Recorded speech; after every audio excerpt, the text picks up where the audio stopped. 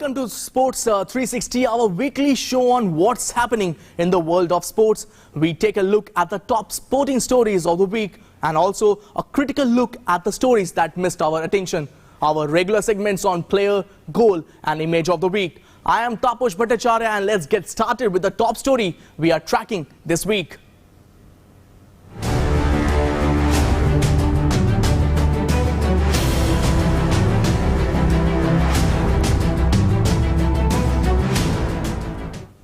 Well, now Dadagiri starts in BCCI. Well, in Indian cricket, fans were delighted after news broke that former Indian skipper Sourav Ganguly is set to become the new BCCI president. This was after Ganguly was unanimously nominated for the position by BCCI members.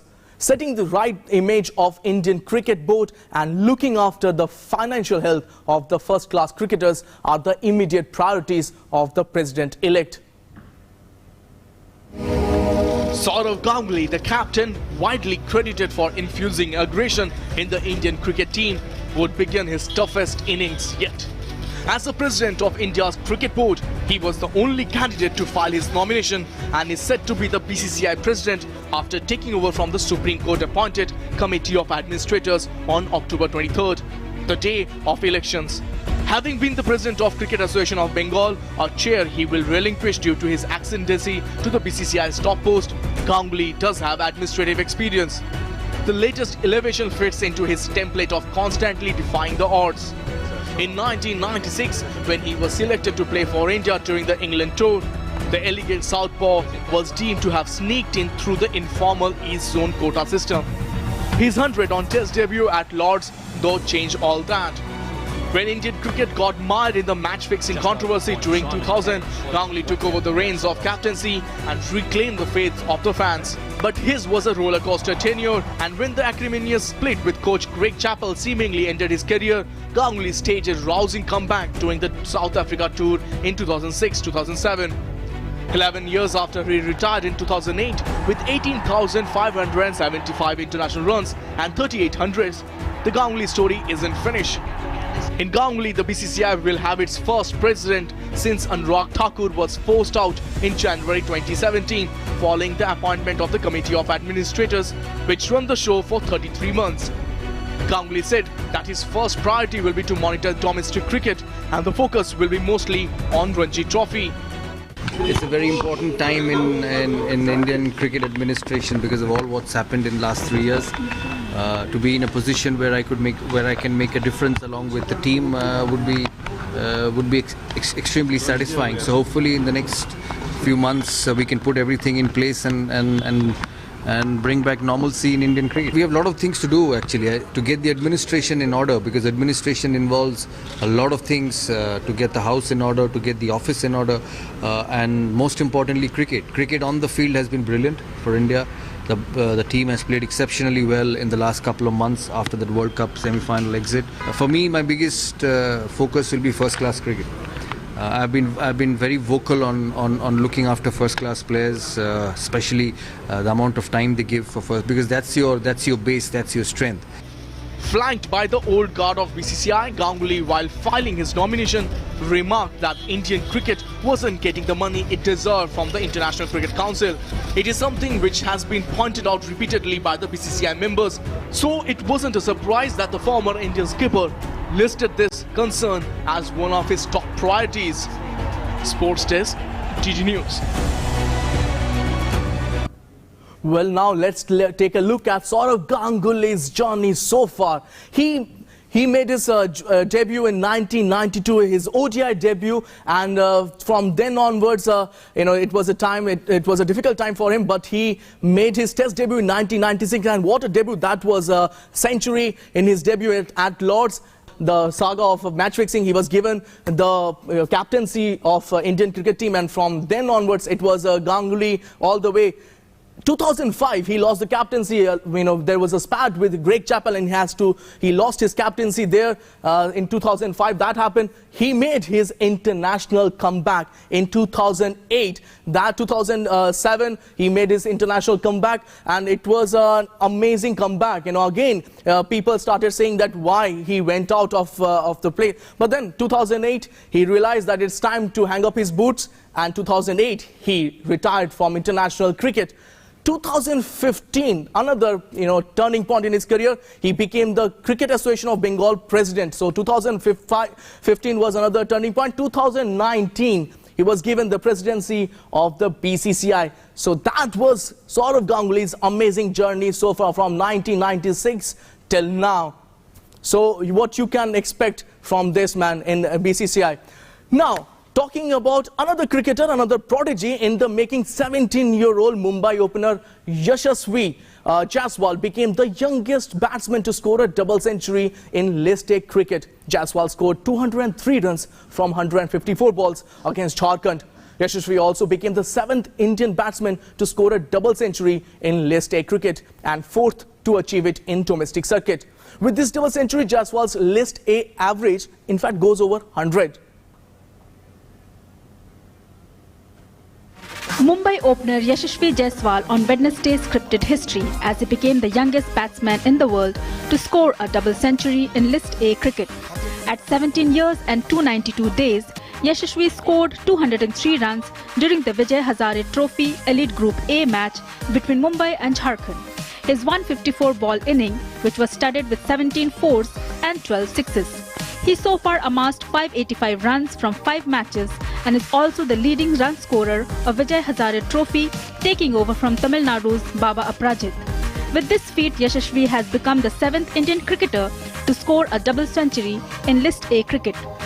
Sachin Tendulkar, Virendra Sehwag, Rohit Sharma thrice, Shikhar Dhawan, KV Kaushal and Sanju Samson are the other Indian cricketers who have scored double hundreds in List A cricket. However, 6 years ago, Jaiswal would have had little inkling of the things to come. After moving to Mumbai from Uttar Pradesh, he didn't have a place to stay and had to resort to selling savouries on the street to make ends meet. Jwala Singh, a local coach who took Jaiswal under his wing, was a godlike figure, he revealed. As far as cricketing idol went, Sachin Tendulkar and Wasim Zafar ranked the highest. The latter, whose autograph is prominently visible on his bat, has been instrumental in him learning to construct long innings, the kind of which he played against Jharkhand. It was also paced to perfection with first 100 runs, taking 101 balls, the second coming of just 49.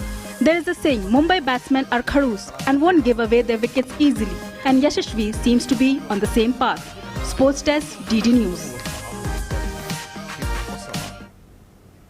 Well, let's now move our focus from cricket to football. Asian Football Confederation and All India Football Federation met in Kuala Lumpur and formulated a roadmap for league football in India.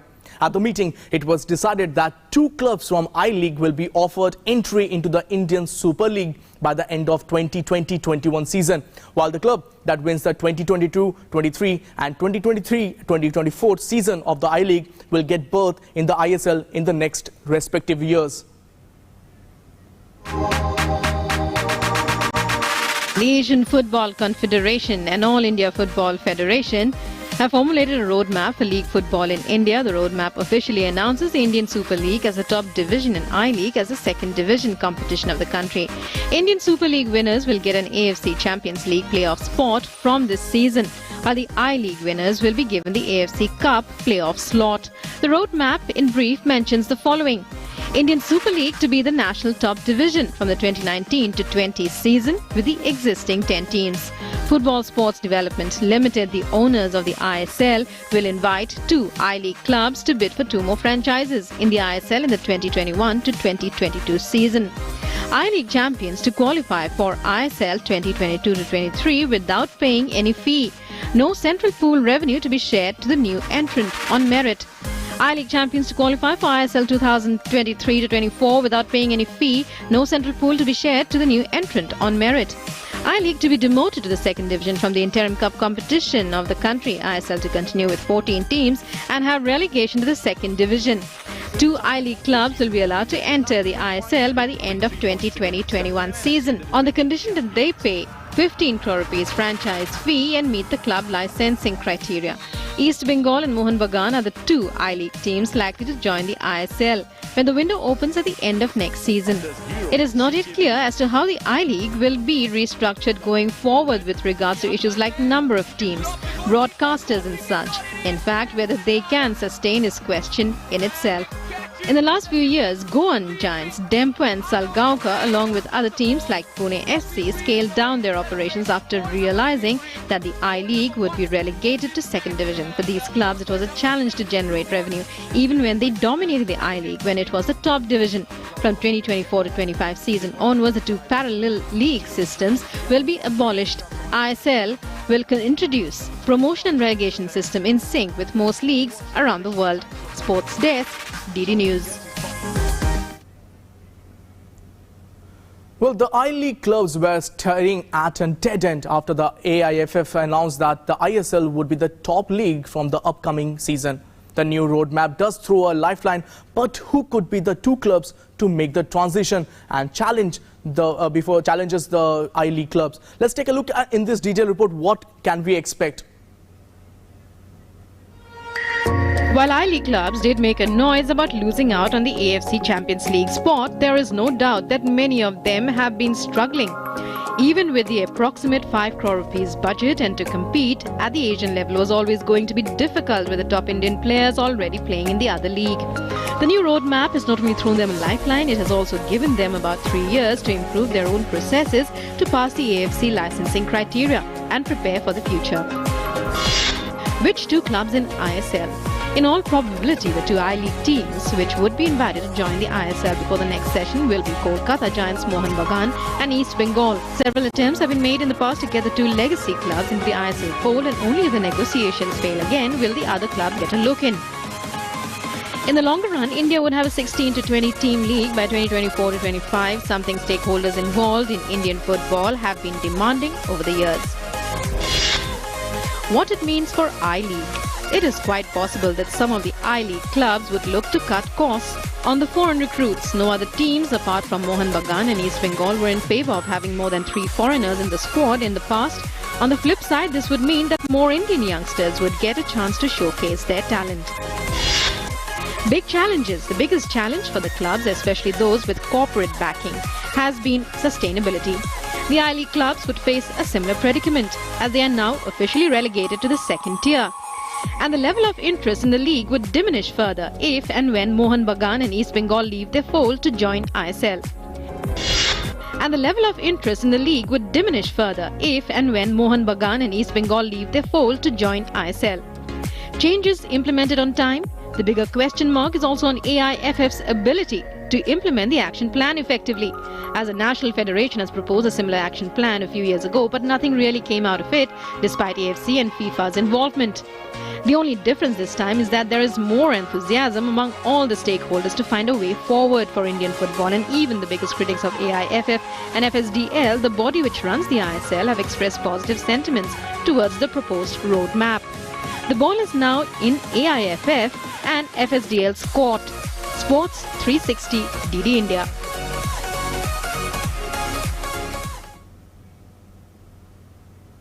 Lionel Messi received the 2018-19 Golden Shoe Award, and this is for the 6th time in his career and 3rd consecutively. The Argentine striker scored 36 goals in 34 games last season in the league and have served to ensure a new European Golden Shoe and a continuation of his records.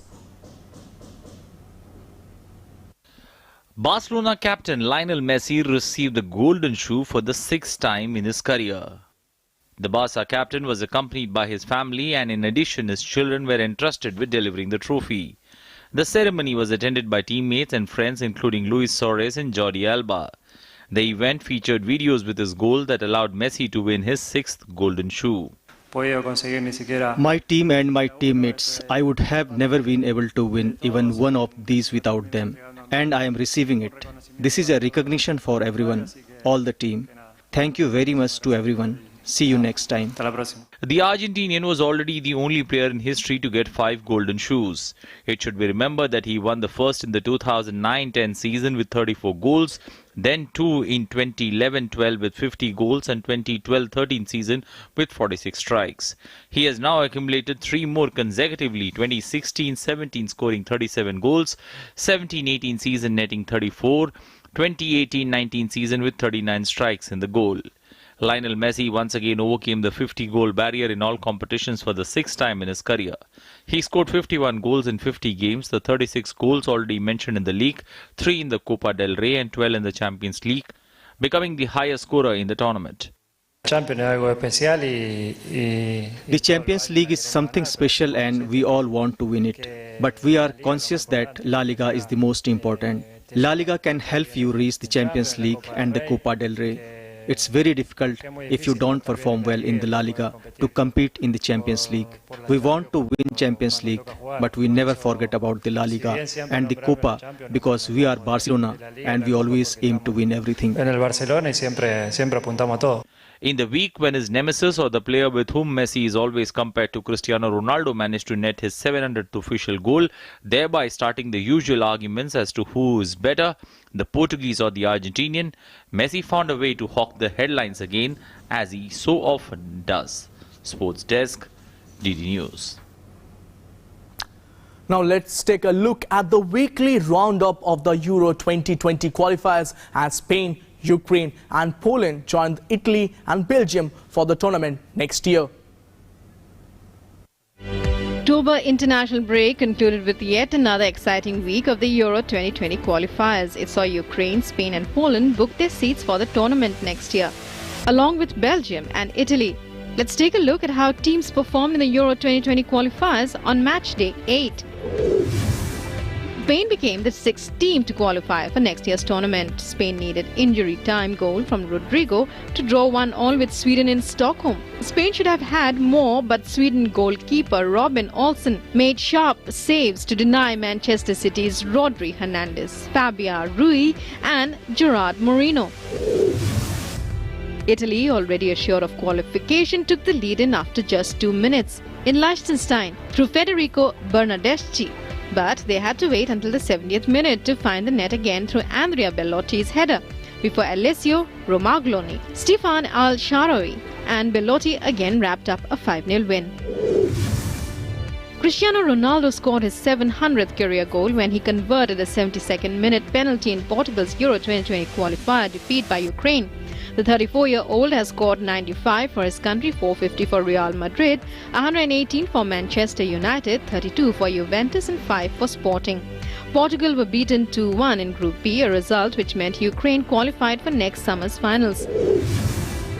France must wait to claim a place at Euro 2020 after the world champions were held to a 1-1 draw at home by Turkey. Kaan Ayhan equalized 8 minutes from time after the France substitute Olivier Giroud opened the scoring. It leaves Turkey top of Group H with 19 points from 8 games, ahead of France by virtue of a 2-0 win in Konya last June. Sports Desk, DD News. Well, Cristiano Ronaldo reached 700 career goals in his official matches and all of his official matches by scoring for Portugal in the 2-1 loss to Ukraine in the Euro 2020 qualifier. And in fact, he is also our player of the week.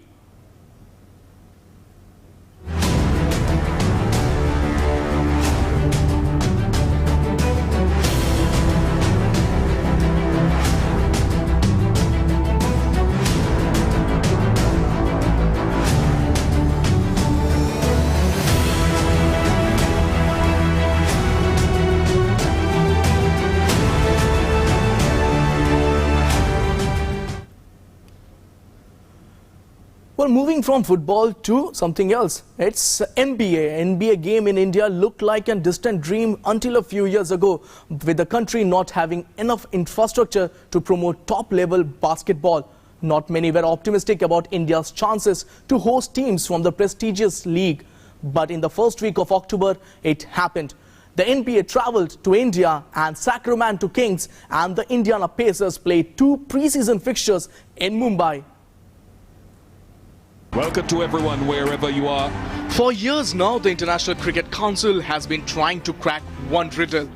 Just how does a sport played at the highest level by and large 10 former colonies of Britain break into 2 markets? China for its population and United States of America for its dollars. Nothing has worked. But if cricket is trying to travel in one direction, there is a quintessential American sport and league that is traveling in the other direction.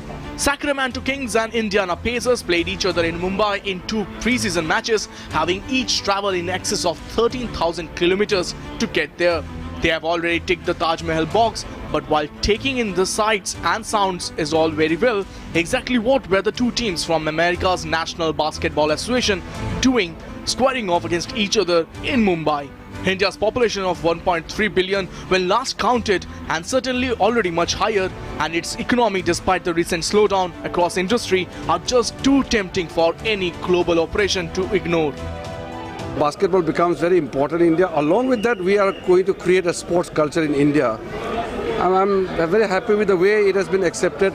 The NBA team have interacted with me, and we have assured them that we will, from the government of India's side, we will give certain supports, encouragement to ensure that basketball becomes very important in India. This is a landmark for the NBA in that it's our first ever game on Indian soil, and it's been a long time in the works. And I must say, Herb, as the longest standing owner in the NBA, said it's absolutely critical that my team be part of this historic occasion as well. And it took no arm twisting whatsoever, and he quickly agreed that he wanted to play. And here we are now 5 years later. For Vivek Ranadev, the owner of Sacramento Kings, life would have come full circle. When he was 17, he left Mumbai to pursue an engineering degree at the Massachusetts Institute of Technology. Years later, the billionaire is a key mover in bringing MBA to Mumbai. A historic day, but for me, it's a dream come true. So to be back here in the land of my forefathers, in my hometown, the country of my birth, and to witness an actual NBA game is epic. Yes, the Pacers and myself and Indiana, we're honored to be part of this historic event. And there were many reasons that I was so excited about it. Number one, my friendship with Vivek was important, but also the fact that I had traveled to India on a couple of occasions for business, and I saw the vibrancy, the excitement, the potential in India. So I really wanted to be part of this situation. NBA's youth program has reached nearly 10 million people, and the academy that opened up in 2017 has trained more than 10,000 physical education teachers. The NBA has held approximately 1,500 grassroots events in 34 cities and towns across India. The focus on television broadcasts led to more than 300 games being broadcast live in India in the 2017-18 season, with 85 of those having commentary in Hindi. Tapush Bhattacharya's report, DD News, Mumbai. Indian spin bowling legend Anil Kumble celebrated his 49th birthday on October 17th. Despite not being a leg spinner in the classical mold who turned the ball square, Kumble still picked up a massive 619 test wickets and 337 ODI wickets.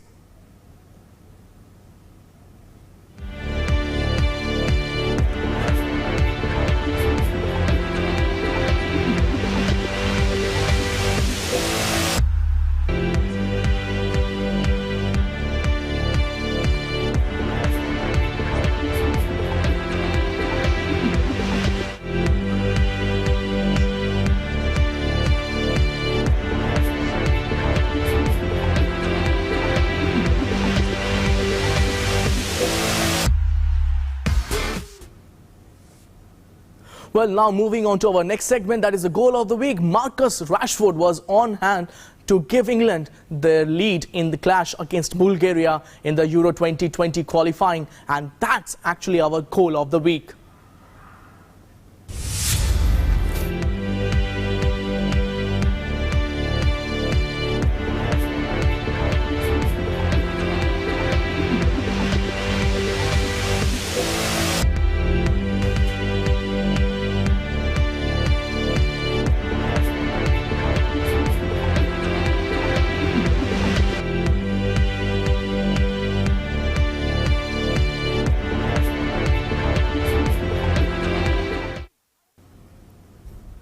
Well, Ukraine beat Portugal 2-1 to clinch a place at the Euro 2020, and that's also is our upset of the week too.